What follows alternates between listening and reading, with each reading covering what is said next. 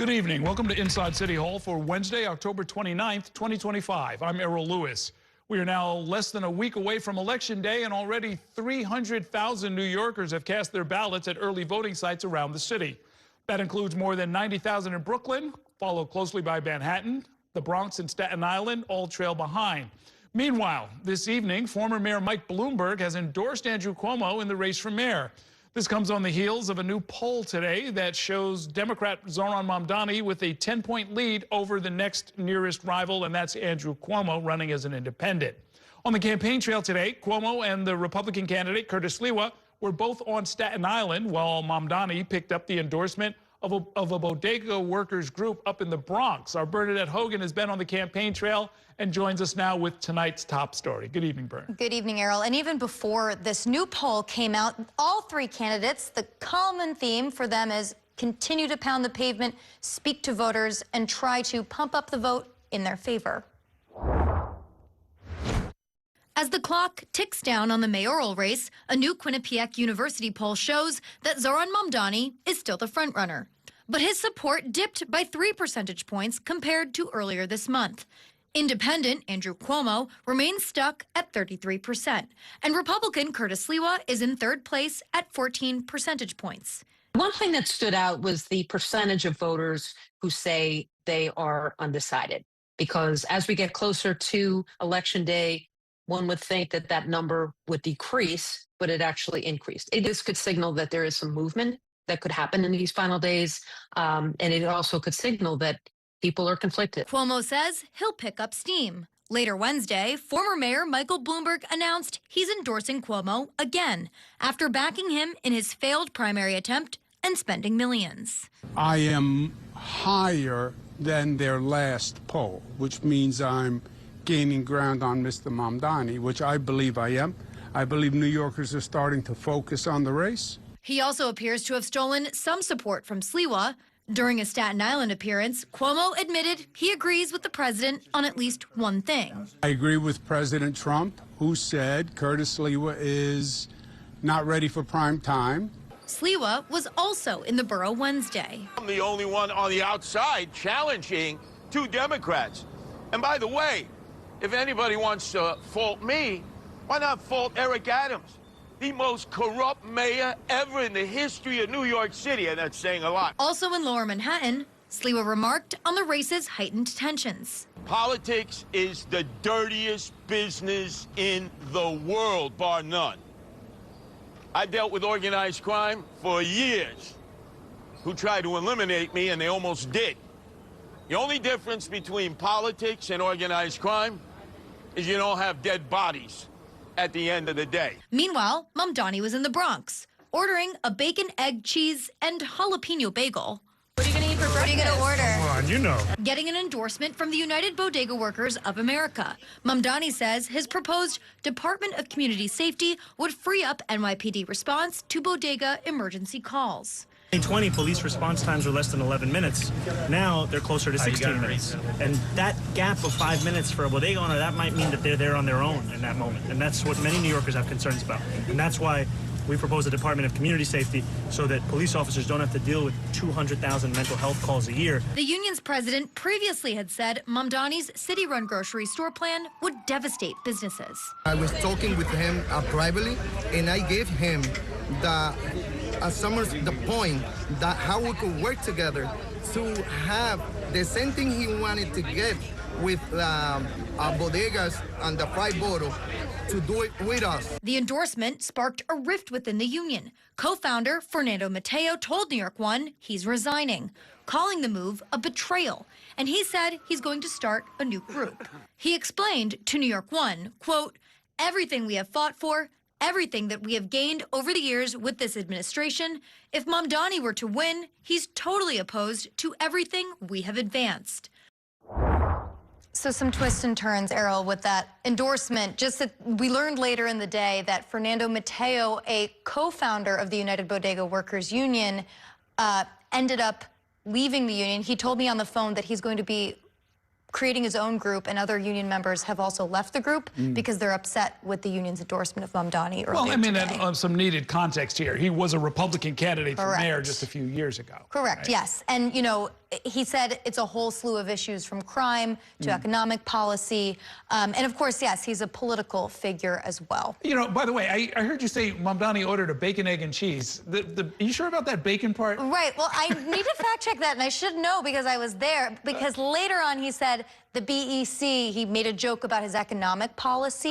But what really caught my ear was the jalapeno part. I couldn't get over the fact that everybody gets distracted by the jalapenos, but the bacon is something I'll have to that check the tape. Many Muslims actually care about. Correct. Let's get that straight. I want to bring in our Ayanna Harry, who was out on the campaign trail today with Andrew Cuomo on Staten Island. Good evening, Ayanna. Good to see you. I think you've probably spent more time with the Cuomo campaign than anybody else in our organization. What do you think is his plan on how to close this 9-point gap and try and win the election? His plan is clear. He is going after Republican voters in New York City, and he's going after them quite aggressively. I spoke with Mary Snow, the assistant director of the Quinnipiac University polling system earlier today, and she made it clear 45% of Republicans in the city are currently backing Andrew Cuomo, and it appears he's looking to increase that number even further. And he has received high-profile support from some local Republicans just within the last few days, including Councilmember Ina Vernikov, now encouraging voters to support Andrew Cuomo as opposed to her fellow Republican Curtis Sliwa. Also, Congressman Mike Lawler, just outside of New York City, a well-known Republican with a national profile. Lawler has encouraged voters to also vote for Andrew Cuomo over Curtis Sliwa. Nicole Malliotakis, Congresswoman from Staten Island, she was on CNN earlier today, also brought up Andrew Cuomo's name as a potential for New Yorkers to vote for. So I spoke with Andrew Cuomo about this earlier today, asked him about it, and he said, you know, Republicans understand what President Trump said, that Sliwa is not ready for prime time. So at this point, Errol, it seems like, you know, yesterday, yes, he was saying this is all about Democratic Party family unity with Eric Adams and David Patterson. And today, now that it's Wednesday, it's all about appealing to Republicans. I guess you would call that a nuanced argument, right? That yes. We're fighting for the soul of the Democratic Party, and the Republicans will help us do that. Yeah, and he said, look, I'm trying to go for everyone. As mayor of New York City, I'm going to be representing Republicans, Democrats, Independents, and so I'm going to be asking all of them to also vote for me. I think turnout is going to really sort of tell the story here. Buried within the Quinnipiac poll are some real big differences, especially around age, where younger voters are overwhelmingly with Mamdani. Older voters, meaning over 50, over 60, overwhelmingly with Andrew Cuomo. Right, and that's the age group that we've seen come out in the early voting totals so far. The ages 55 and older is the highest turnout, but then for those people that are 30 years old and younger, only about 14%. We can also look at the borough data. Mamdani really did well with parts of Brooklyn, Clinton Hill, Williamsburg, etc. But he's only about 1% up in the polls in that borough, according to the new Quinnipiac numbers. Right. And Quinnipiac does have some numbers about voters between the ages of 50 to 64. That age group stood out to me. They find 41% support Andrew Cuomo. Mamdani gets 35% of the support, and then Curtis Lee was 17%. So that was voters between the ages of 50 to 64. So Andrew Cuomo leading the way. But as we also heard from Mary Snow, the number of undecided voters is actually growing in this race. Right. And they're, you know, between undecided voters and voters who would not say who they were going to support, that's 9% of likely voters. So there is a little bit of room for some fluctuation for the numbers to change, but it is still there's kind of a lot of room, actually, yes. because, you know, by definition, the number of undecided voters is going to go to 0 by next Tuesday. Yeah. So if it's going up and not down, it means people are, you know, and maybe that's the focus of a lot of these attack ads, is just to try and shake people loose, so to speak, from being committed to one candidate or another. And we're seeing more money continue to pour into the various campaigns. Andrew Cuomo of the Fix the City PAC that's been supportive of his campaign just received another $1.5 million check from former Mayor Michael Bloomberg, who is re-endorsing Andrew Cuomo today because he did endorse him back during the Democratic primary. But the Cuomo campaign is putting it back out again and reaffirming that Michael Bloomberg is standing by Cuomo. We're going to be seeing a lot of ads between now and next Tuesday. Thank you both very much. We are going to take a short break now, and when we come back, we'll take a closer look at how the candidates for mayor are taking very different approaches to solving the city's mental health crisis. Later on tonight, the plan to rezone 54 blocks of Long Island City has passed a key city council committee. We're going to talk about that project with Queens council member Julie Wong. Stay with us.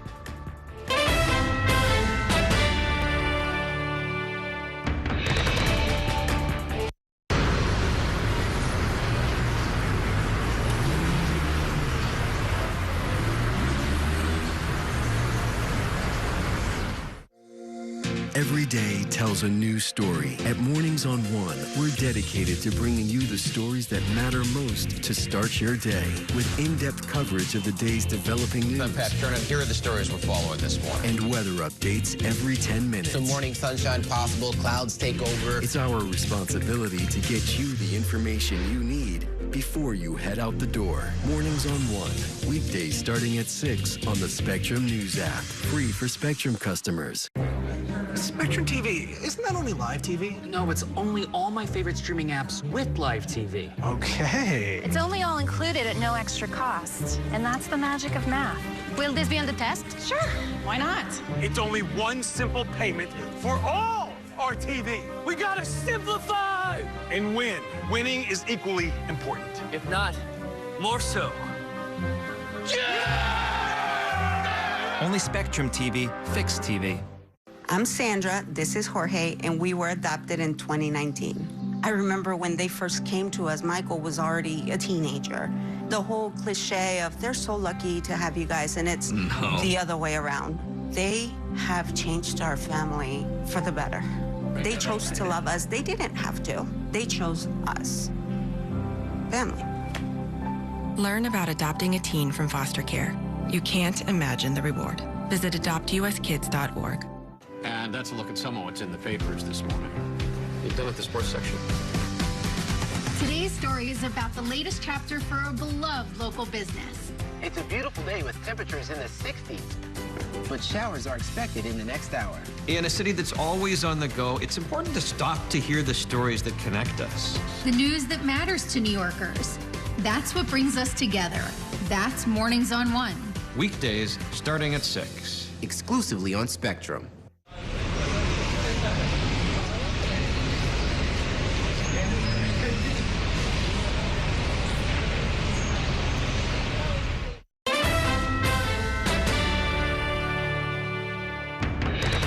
Welcome back to Inside City Hall. Handling our city's mental health crisis will be a huge task for the next mayor. And the top candidates' approaches could not be more different. Our Courtney Gross joins me now with a look at what the candidates are proposing. Good evening, Courtney. Good evening, Errol. We know that the mental health crisis facing this city has really dogged the current administration, and they've had a multitude of tactics to try to solve it. And it'll be interesting to see what a new mayor might do. Kevin Atlanta was homeless until this summer. We met him at a homeless shelter in Queens, a facility run by the nonprofit group BRC, similar to where he had stayed, a place that caters to the chronically homeless. I've been homeless longer than I should have been, but to nobody's fault but my own. Around 4 years. Atlanta stayed on the streets, struggling with mental illness and substance use. I've been self-medicating a lot when I was out on the street. It's hard to live in Manhattan and accept the looks that you get if you have the same outfit on 2 or 3 days. But he is now one of thousands of New Yorkers with a roof over his head, a permanent supportive housing unit. The homelessness and mental health crisis in the 5 boroughs will be one of the toughest challenges facing the next mayor. This is actually a vacant room. And solutions do not come easy. Take it from the leaders of BRC. Understand that every case is going to be unique, every client is going to be unique, and those are the things that we pay close attention to. Each candidate has different plans on how he would approach this population. We understand now the crisis of mental health. We're slow in responding. Andrew Cuomo released a 36-page mental health plan earlier this year, committing to build 600 units of supportive housing per year for those with serious mental illness. He says he will centralize engagement with people living on the street through a new street population management unit and focus on low-barrier housing options like this shelter. Do we need more of these types of facilities? I think we do, absolutely. Yes, I think that these, right now we don't know from one administration to the next, what policies or procedures they will implement, but we do know that there will be a housing crisis and that there will be people who will be in need. Zohran Mamdani Mamdani's mental health plan is focused on the creation of a new agency. This new agency will coordinate a whole-of-government approach to protect New Yorkers like never before. Mamdani wants to create the Department of Community Safety, getting the NYPD out of mental health care and crisis response. That includes sending more mental health teams to 911 calls instead of cops.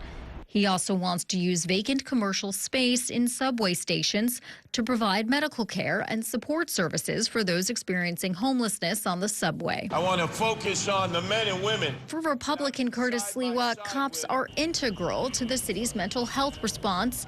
He wants to bring back the NYPD's Homeless Outreach Unit, which was disbanded in 2021. These were men and women police officers dedicated to dealing with homeless and emotionally disturbed. He says he has the experience of dealing with homelessness in the subways. He wants safer shelters, to expand mental health response teams in the subway, and to transfer those who are dangerous to psychiatric facilities. He has suggested bringing back single-room occupancy hotels with therapists and security. For those experiencing these challenges, like Atlanta, they hope more change is coming. I hope they realize that people who are living on the street are living on the street because they're afraid to live in the shelter because of the conditions that are there. And of course, the new mayor will face challenges beyond what we discussed in that piece, including everything from the mental health crisis on Rikers Island to how to handle involuntary commitment laws. And obviously, a lot of these proposals, from the supportive housing to perhaps those commercial spaces in subway stations, providing services there, all of that comes with a price tag. And it's unclear how much these kinds of programs will cost. Well, as the gentleman from BRC was saying, it seems to lurch back and forth depending on who happens to be in charge at City Hall. Yeah, I mean, I think there's some consistency across this. Some of the candidates, perhaps with the exception of Curtis Sliwa, is talking a bit about a housing first approach, or these stabilization beds in particular, these low barrier shelters which allow people to have a place to go right off the street. So typically when you're sleeping on the street and you get offered shelter, they don't necessarily want to go because there's this stigma of shelter, there's this idea that it's dangerous, and there's also requirements like curfews. So with these other types of shelters, safe haven, stabilization beds, they don't have as many requirements. They're more appealing to people, and that gets your foot in the door, and then perhaps you can get into supportive housing from there. When candidate Sliwa talks about single-room occupancy dwellings, which used to be much more popular, you could go rent a room for $40 or $50 a week. It sounds like what he's talking about is what we now call supportive housing. Yes, it's very similar, and I asked him that exact question when I was speaking to him about this, is what's really the difference between supportive housing and the model that you have. It's honestly very similar. He talks about how if you're in this SRO hotel that he's pitching, well, you'll have access to therapy, you'll have access to security, that services will be on site, and that's the exact definition of supportive housing. Of course, supportive housing is permanent housing, though. If you go through the shelter system and you're lucky enough to get one of these units, and there's a dire need for more of these units, you get to go and live in a place that's permanent. You get a key. I mean, the person that you heard from there, Kevin, I mean, he's had a unit since the summer, and he says that he doesn't want to let go of the key because it's so special to him. Because he hasn't had something like that before. It is striking how in their standard stump speech, the thing that they're talking to people about in the parks and at the subway and in front of the polling sites, the candidates really aren't delving too deeply into this particular issue. No, not at all. I mean, I had to ask them. It's not really on their websites. I mean, even Zohran Mamdani has talked a lot about this Department of Community Safety, but it's unclear what he would do on the involuntary commitment laws, for instance. It was rolled into the budget. It's expanding that definition of involuntary commitment in the state. He approved the budget, but he is hesitant, we should say, about expanding involuntary commitment laws. So there's a little bit of a discrepancy there. Okay, thanks very much, Courtney. We are going to take a short break now. When we come back, we'll bring you the latest on Hurricane Melissa, which has left widespread destruction across Cuba, Haiti, and Jamaica, and claimed dozens of lives so far. Stay with us.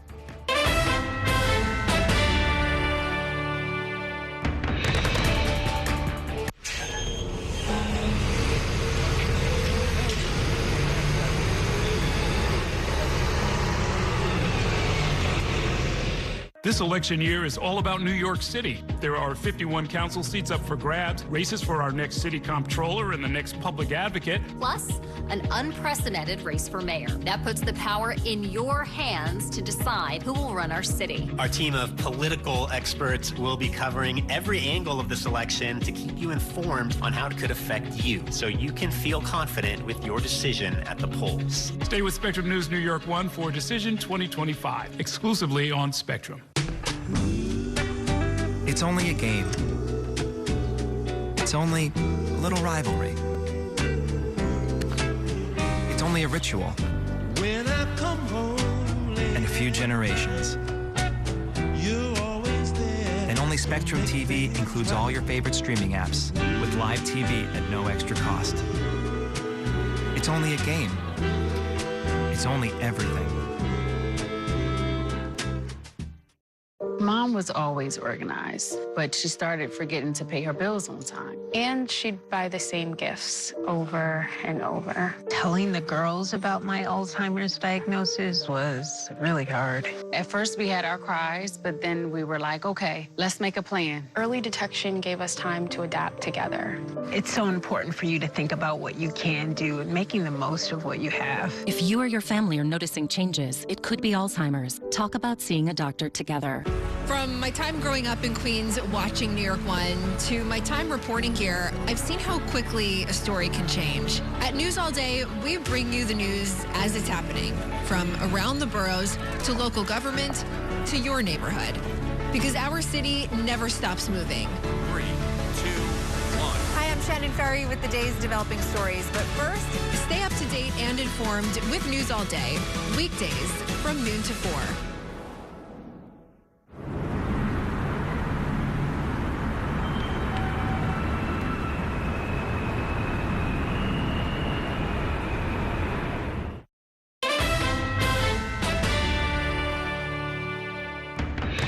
Welcome back to Inside City Hall. Hurricane Melissa is heading towards the Bahamas after battering Cuba and Jamaica yesterday. Many Jamaicans here in the city are awaiting word from their loved ones.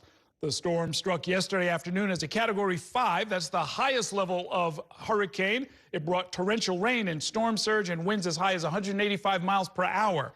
Power outages for most of the island of Jamaica has made it hard to communicate.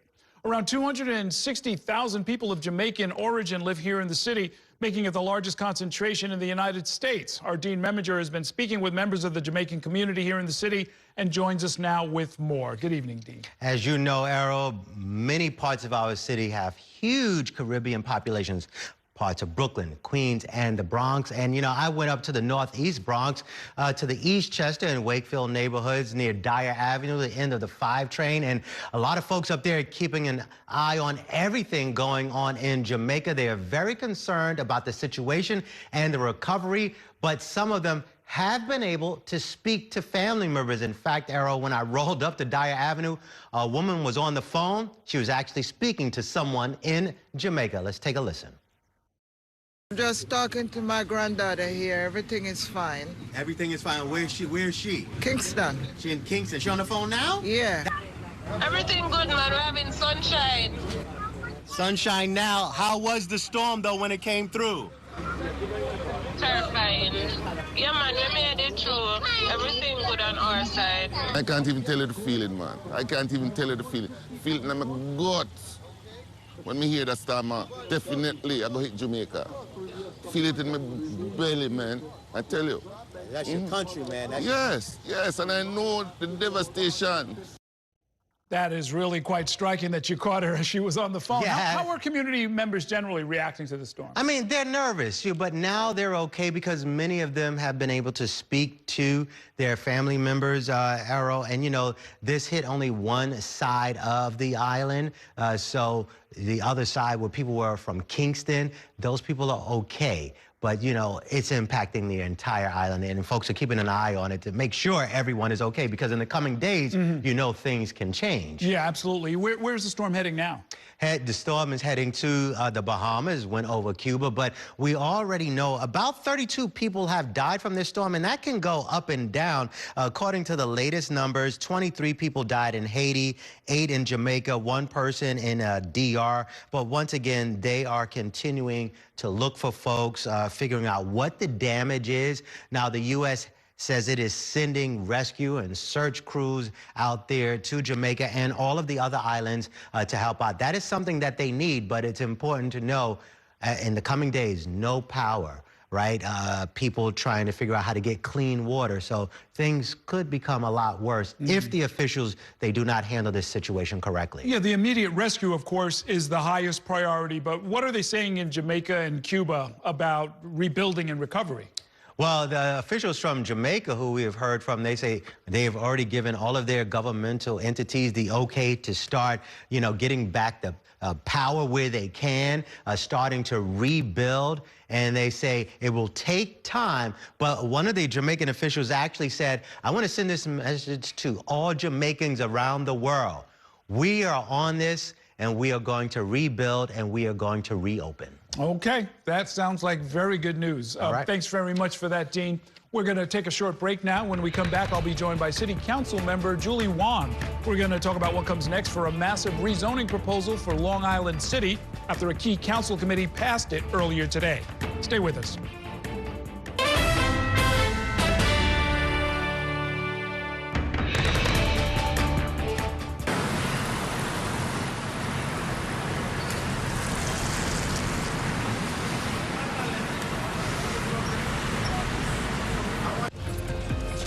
My time at New York One has shown me that in the city that never sleeps, the news never stops.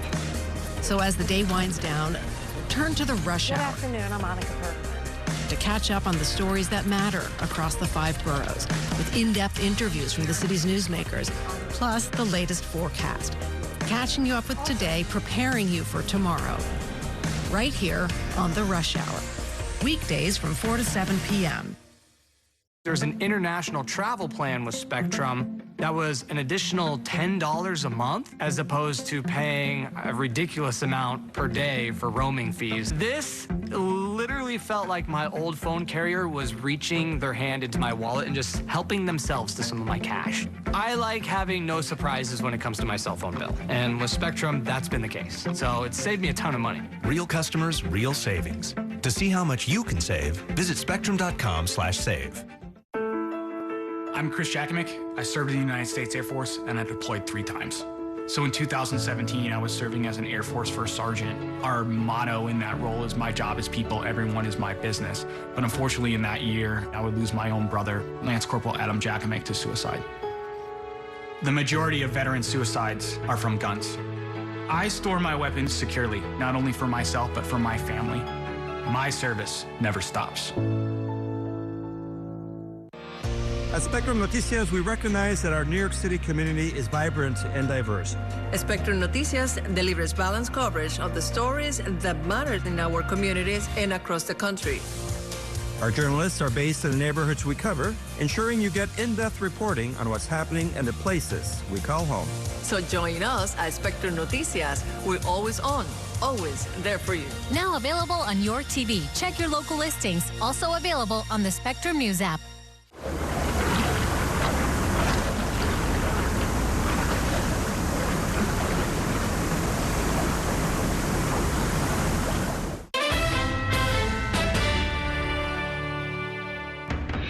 Welcome back to Inside City Hall. The proposal to rezone and transform 54 blocks of Long Island City, Queens, is one step closer to becoming reality.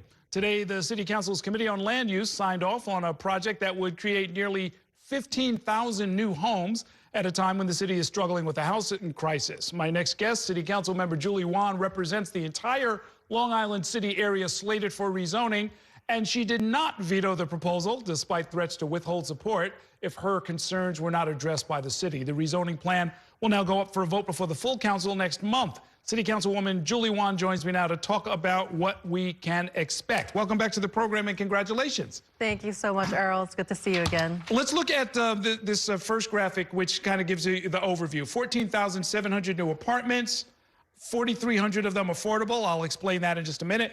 3.5 million square feet of commercial space, 300,000 square feet of community space, 14,000 new jobs are expected to result.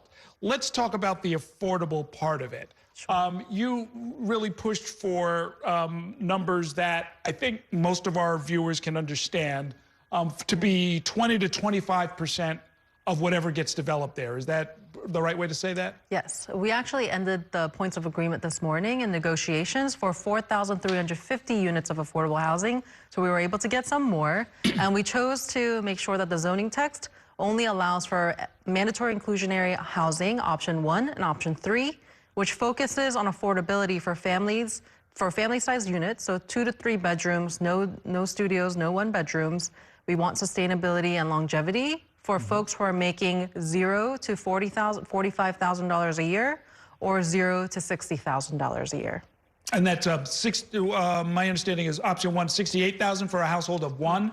87,000 for a household of 3, that's one option, or in a different configuration, 45,000 for a household of 1, 58,000 for a household of 3. So that is deeply, deeply affordable. How does that compare with the district now? What's the income levels in that area right now? The thing about Long Island City is that we do not have mandatory inclusionary housing, so this is going to be historical, the first set, because they were built as of right without MIH prior to. There was only one other building that had MIH built in. So this is going to be a huge change, allowing us to have socioeconomic diversity in our neighborhoods and making sure, especially because this is the land between Hunters Point, Court Square, as well as Queensbridge houses. So the rest of the project, which allows us to have connectivity between Queensbridge Park to Gantry Park, as well as the housing coming in between with the affordable, is going to be what integrates us into one Long Island City. Oh, okay. Even for folks who haven't been there, I want to describe this in a way that they'll understand it. You're talking about over $200 million for the Queensbridge houses, which is a serious sum. It's a very large complex, but nevertheless, where is that money coming from? That's coming from the city of New York.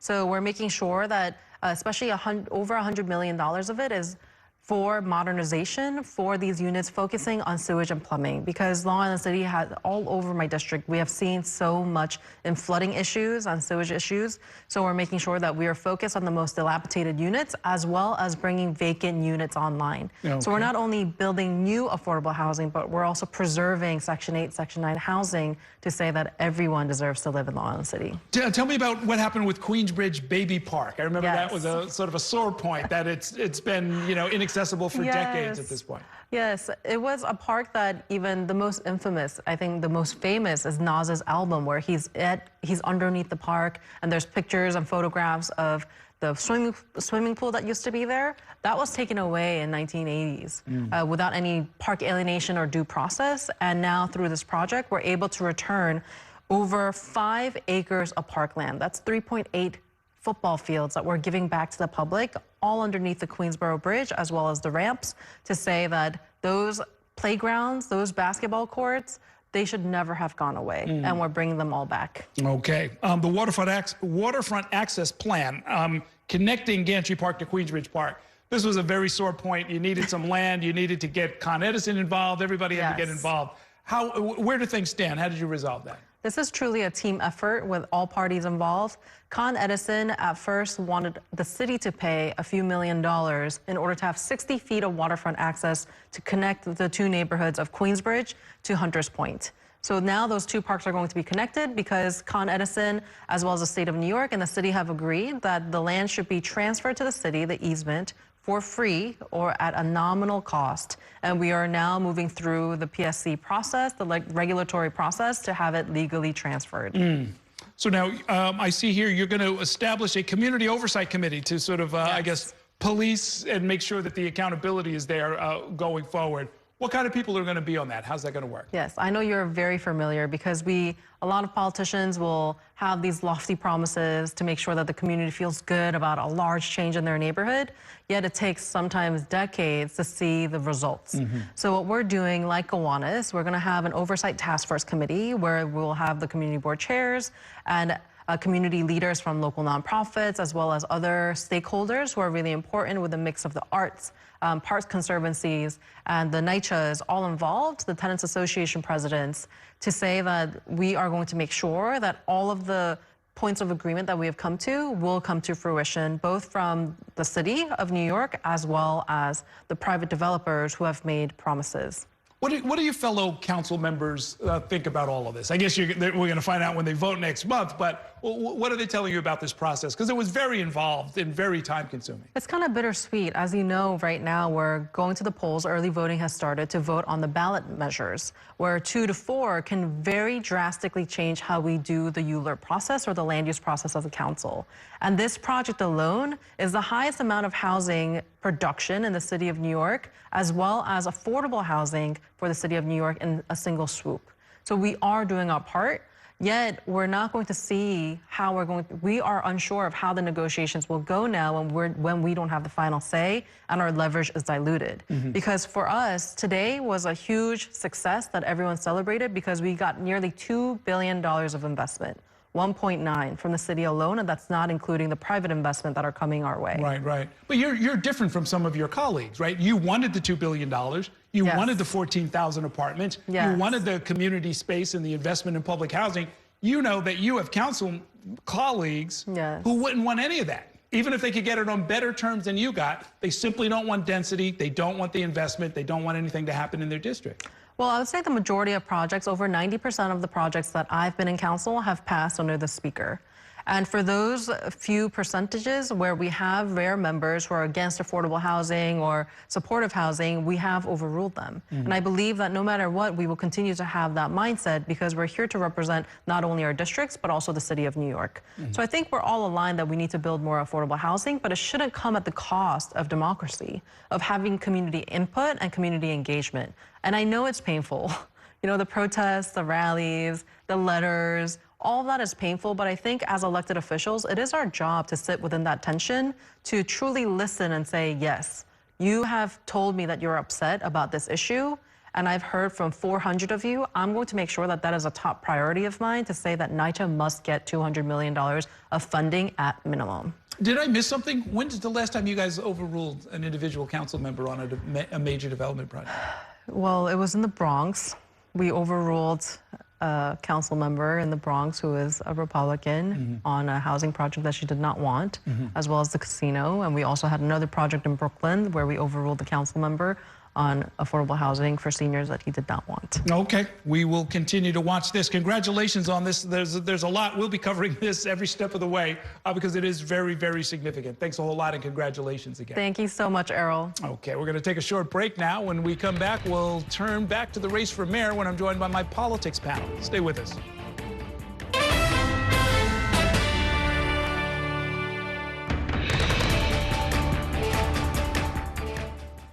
The next downtown local 6 train to Brooklyn Bridge City Hall will arrive in 2 minutes.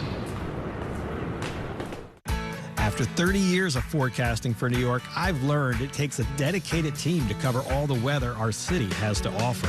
I'm so honored to be a meteorologist here at New York One because as a Brooklyn kid, this is the station that I grew up watching. Morning, noon, or night, our team is here to bring you accurate forecasts you can count on, from severe weather updates to our weather on the ones. Watch the New York One weather experts on your TV and on the go with the Spectrum News app. Your entertainment the way you want it. With Spectrum TV, all these streaming apps are included at no extra cost. So you can watch anything. Movies, series, sports, reality, news. Here's a look at today's top stories. Exclusive originals. We await your orders. And even more of your favorites with live TV. Stream across your devices and enjoy anywhere. See you later. Get it all with Spectrum TV. I'm an ex-drug dealer, and I'll be your sub today.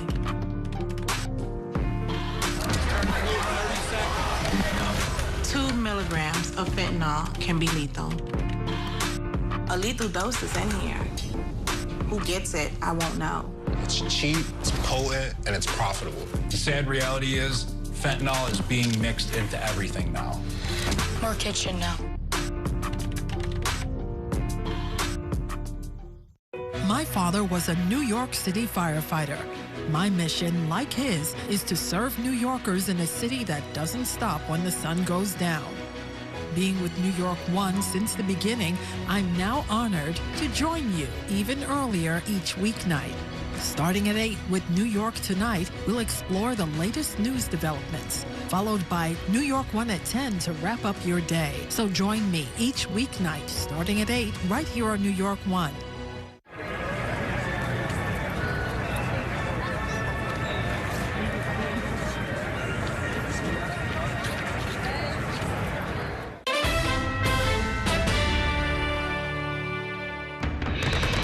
We are back inside City Hall, turning back to the latest poll in the race for mayor. The Democratic nominee, Zohran Mamdani, maintains a significant lead over Andrew Cuomo with 43% of support among likely voters. Mamdani is, however, down by 3 percentage points compared to the Quinnipiac University poll from earlier this month.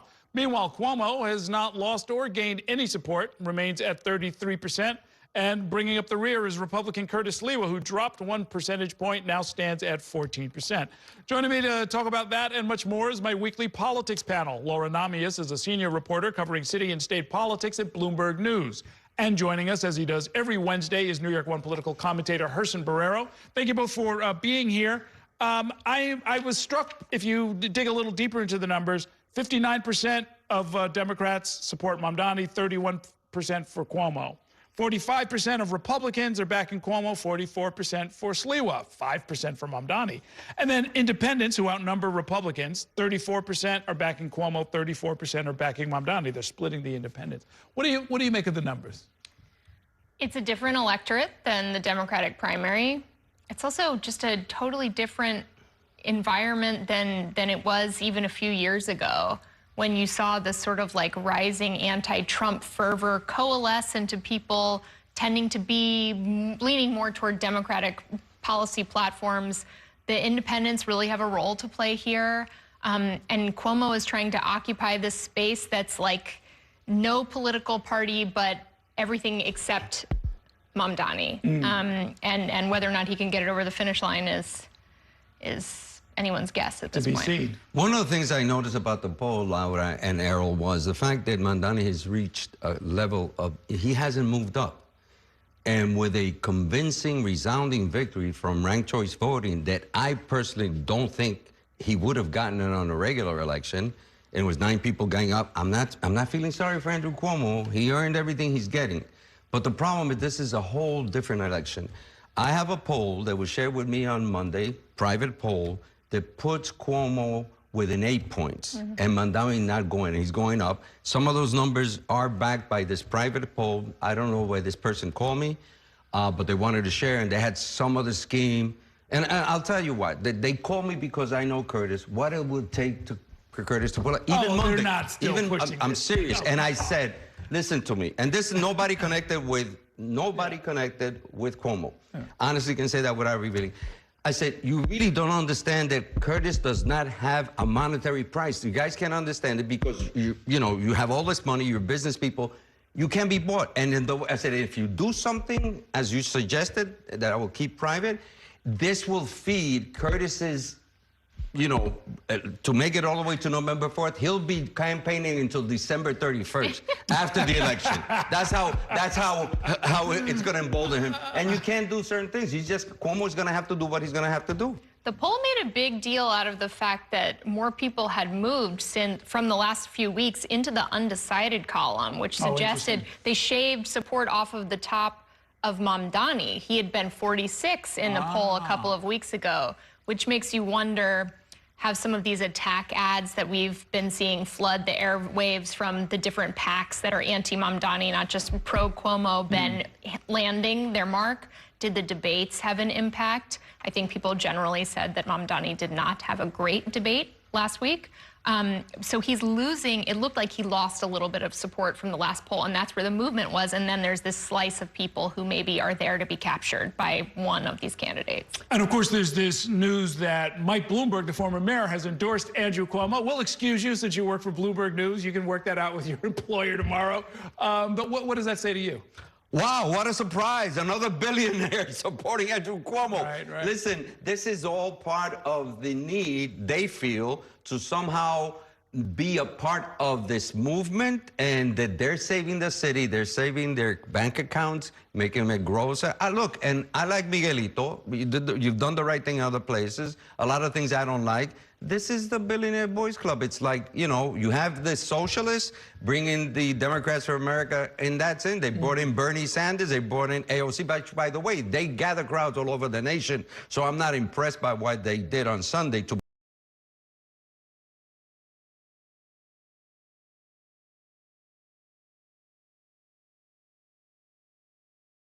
existential threat, it's this and it's that, and it's this and it's that. And then you go to the other side, and they just say, you know, we want to give people free bus rides, right? It just seems like there's a disconnect between the stakes that are being, the dire stakes that are being talked about by one side, and the, you know, kind of normal political conversation going on the other side. It does seem like in tone that the campaigns have flipped from where they were before the primary. There was like a barrage of volunteers and mailers and just energy and enthusiasm on the Mamdani side for getting their message out and painting Cuomo sort of as like the person who, above all else, do not put this person on your ballot. And there were multiple candidates in the race who were saying that. And then it seems as though that has flipped, and now Mamdani is the establishment candidate, and there is this huge number of people or groups, PACs, coalitions, to say this person is the anything but that. Pick something that's not that.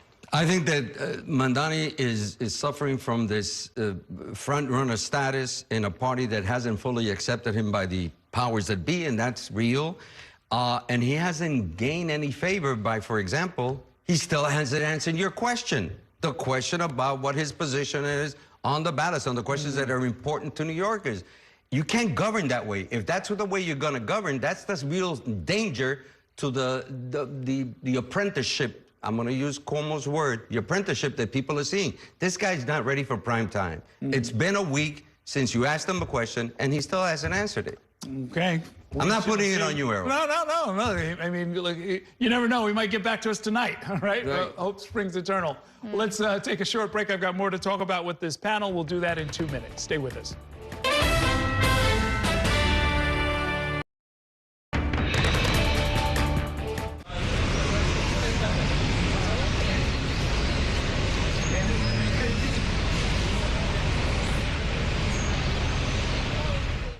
Here's the deal.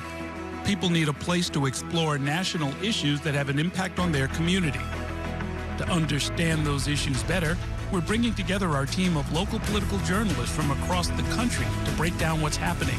So join us every week to catch up on the key stories making a big difference across the nation and in your local community. Watch The Big Deal with Errol Lewis Friday nights at 9 on Spectrum News New York 1. Available on all of your favorite devices exclusively on Spectrum. My name is Gail, and we are in my showroom for Florist Fire Design House. Getting Spectrum set up for my business was extremely smooth. They had it set up within an hour, and I was online and ready to go and run my business.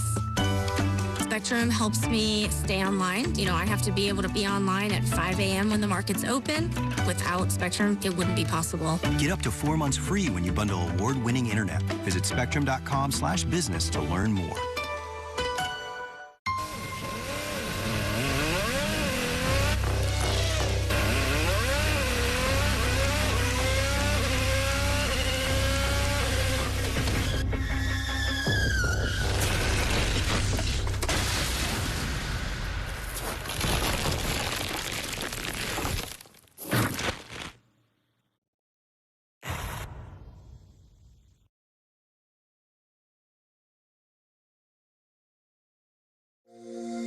Every day tells a new story. At Mornings on One, we're dedicated to bringing you the stories that matter most to start your day. With in-depth coverage of the day's developing news. I'm Pat Kernan. Here are the stories we're following this morning. And weather updates every 10 minutes. Some morning sunshine possible, clouds take over. It's our responsibility to get you the information you need before you head out the door. Mornings on One, weekdays starting at 6 on the Spectrum News app. Free for Spectrum customers.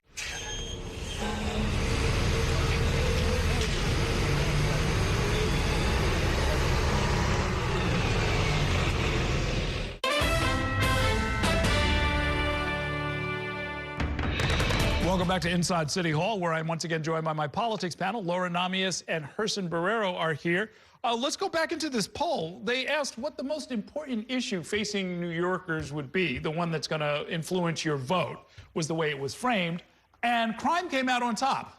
It goes up, it goes down. And if you crack the numbers open, Democrats say it's housing, Republicans and independents say crime. So you put them together and it looks like crime is the #1 issue, but that's not necessarily the case for everybody. Public safety, of course, is the core of Curtis Sliwa's argument, but he has to split that argument with Andrew Cuomo, it seems. I think Cuomo all of a sudden has become the crime candidate. Like, I'm going to take care of you. Curtis has been fighting crime all his life. I mean, since he was an adult and riding the subways. So he's been saying that for years. By the way, Curtis has been in the subway for 50 years. How come he hasn't improved safety? I mean that, Curtis, because it works against him. If you're that good at fighting crime, what have you done for 50 years? You just walk around with red berets and bring... I'm not minimizing what you've done, Curtis. Don't get, all crazy on me. And I'm not favoring anybody else, but that doesn't sell. I think the argument is that the danger is everywhere. And it's permanent. Humans, there are evil people among us, and we have to be ever vigilant and hire more cops to keep an eye on them and so forth. Which is, that's one view of the world. Not everybody shares it. Yeah, I mean, there's an effort from the Cuomo campaign and from people allied with the Cuomo campaign and anti-Mamdani to sort of create a pervasive sense of fear around the candidate, Mamdani. Fear of the unknown, fear of he's untested, he's unproven. What's he going to do? Here are his past tweets. There's like a miasma of stuff that has less to do with the actual crime numbers, which have been going down in most of the major categories under Commissioner Tisch, who he said he would like to keep. And it has more to do with like vibes and feelings than with actual data. I will say, I have to say, if you haven't read it yet, the only candidate in the race to get a 3,000-word profile from the New York Review of Books is Curtis Sliwa, and it's incredible. And everyone should read it. Okay. It's great. It's like everything you ever wanted to know about. He makes for good copy, no question about it. It's crazy. I want to talk about that rally at Forest Hills. Mamdani held a rally. There were a lot of political officials there, including Governor Hochul, who was greeted with chants of "tax the rich."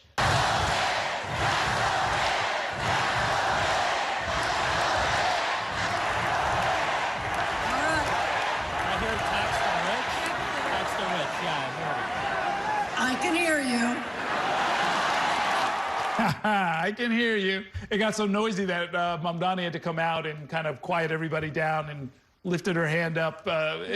It sounds like maybe the signs of a future split or negotiation within the party on this issue, regardless of who becomes the next mayor. Absolutely. I mean, one of the things we'll be watching for after the election is Elise Stefanik has said that she's going to wait to see if Mamdani is elected to announce what she's inevitably said is going to be her candidacy for governor. And it looks like she has maybe even a fighting chance against Kathy Hochul. Kathy Hochul is in a very difficult position. She's facing this pressure from the left, although not really a credible candidate in her Lieutenant Governor Antonio Delgado, but she's facing this pressure from the center too. She's going to have to fend off these attacks from Elise Stefanik, who's like a really capable campaigner and very good at directing her criticism. And she's just, I mean, it's going to be an incredibly tough fight for Kathy Hochul. I mean, she's just turned into, she's like a pretzel, and you're watching it being developed and being cooked. But I ask you, seriously, both of you, who will be more difficult, a Mayor Mamdani or a Mayor Cuomo for her? Either way, she loses. This is true. Either way, she loses. Between the rock and the hard place on every front. She was on that stage for a reason. Yeah, but she's figured out who's because going to be. Well, yeah, but that's because she's betting on the guy who she thinks is going to win. But Cuomo. Well, I think she's betting on the guy who needs her to write a great big check if he wants to accomplish most of his programs, starting with the free buses. I can tell you the people that are backing Mamdani, I don't speak on your behalf, they're not going to be backing the governor. They're going to make her life really difficult. More so, I think, than a Cuomo would. You're talking about a movement who, if they don't get City Hall, they're going to go after somebody else. And that's going to be Kathy Hochul, and then in 2020, it's going to be, you know who, Chuck Schumer. That's it. The days are counted. No, well, it would certainly be interesting if they either underperform or fail to win next week. Yeah. Where does that movement go? What lessons do they learn, if anything? I didn't want this opportunity to go by without pointing out the worst ad of the season. Incredibly, while Andrew Cuomo was at our debate last week, it was putting in a very good, strong, and effective performance. His campaign released and then quickly deleted an AI-generated video packed with disgusting images of violent crimes, people committing violent crimes, describing themselves as criminals for Zohran Mamdani.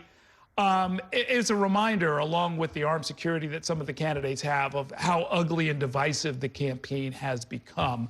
The question for the rest of us is, how do we sort of put the city back together after all of this is over? And, like, practically, I called the campaign finance board to ask them about it. I asked, are there any guardrails around the use of artificial intelligence in campaign ads? Oh, yeah. There really aren't any. We actually do have, don't we have, we have a law on that, actually, right? Yes. Doesn't affect the ads. Doesn't affect the content of them. As long as you disclose that it was created with AI, you can do whatever you want, which seems they like... didn't. They didn't disclose it. It said it at the bottom. Well, after they fixed it, wasn't it? That was the whole thing. The disclosure can be buried. It can be in tiny type. Tiny font. Yeah, like that small print that you don't read, or people speaking rapidly. I'll tell you what, you're right about bringing the city back together. I don't see how it happens. If Mamdani wins, there's going to be, guess what? The Orange Devil is going to say that election was fixed. They're going to call for an investigation. This is one of my predictions. If Mamdani wins, Donald Trump will call for an investigation. He'll have Bondi come in and say, do it because they cheated. If Cuomo wins, then there'll be no problem. There's another type of arrangement, but he'll still get grief and start moving on Cuomo. I don't know how the city's brought back, and Cuomo's going to fight back. He's going to have to. So I don't know how you bring back the city, and I'm more concerned about that. And going into 2026, right now you got Somos happening the day after. And I don't know what's going to be negotiated between lobbyists. You talk about lobbyists going there and influencing people that are going to be running for all kinds of stuff. Anyway, you got me going. Okay, Girl. and if Mayor-elect Curtis Sliwa, if we get Mayor-elect Curtis Sliwa, all bets are off. Oh my God. The cats will be running City Hall. The cats will be. Well, I'm not going to be his press secretary, okay? That's for sure. We rule that out. Thank you so much. Great talking with the both of you. That's going to do it for tonight's show. As a reminder, you can still cast your ballot as part of early voting through Sunday. Tomorrow, the polls open at 9 a.m. Thanks so much for watching, and have a great evening. We'll see you next time inside City Hall.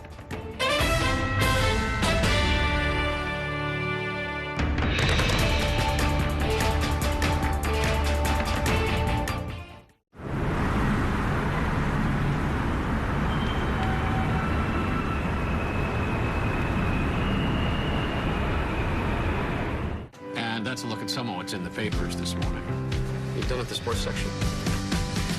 Today's story is about the latest chapter for a beloved local business. It's a beautiful day with temperatures in the 60s, but showers are expected in the next hour. In a city that's always on the go, it's important to stop to hear the stories that connect us. The news that matters to New Yorkers. That's what brings us together. That's Mornings on One. Weekdays starting at 6. Exclusively on Spectrum. My name is Gail, and we are in my showroom for Floor Spire Design House. We are a full production wedding and event company that focuses on florals. Getting Spectrum set up for my business was extremely smooth. They were here the same day, had it set up within an hour, and I was online and ready to go and run my business. You know, I have to be able to be online at 5 a.m. when the market's open, and And if I'm contacting a merchant via email or placing an order online, without Spectrum, it wouldn't be possible. One more row. Spectrum is reliable, they're committed, they're fast, and they really take care of me as a business owner. Last year, when the really bad hurricane came through, our internet stayed the entire